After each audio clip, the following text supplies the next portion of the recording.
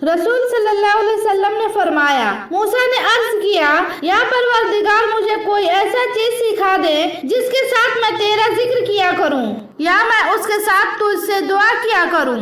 फरमाया, मूसा ला इलाहा इल्लल्लाह पढ़ा करो। उन्होंने अर्ज किया, परवरदिगार तेरे सारे बंदे उसे पढ़ते हैं, मैं तो ऐसा चीज चाहता हूँ जो मेरे साथ खास हो। फरमाया, मूसा अगर सातों आसमान और मेरे सिवा जहाँ में बसने वाले सातों जमीन एक पल्ले पर और ला इलाहा इल्लल्लाह दूसरे पल्ले में रखा जाए तो ला इलाहा इल्लल्लाह उन पर भारी होगा।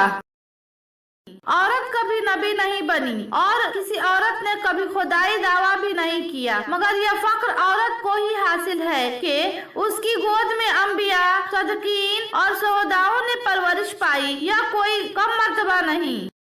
हजरत अली ने फरमाया, किसी का ज़र्फ देखना है तो उसे इज्जत दो, फितरत देखना है तो उसे आज़ादी दो, नियत देखनी हो तो उसे कर्ज दो, खासिलत देखनी हो तो उसके साथ खाना खाओ, सब्र देखनी हो तो उस पर तनकीद करके देख लो, खुलूस देखनी हो तो उससे मशवरा कर लो।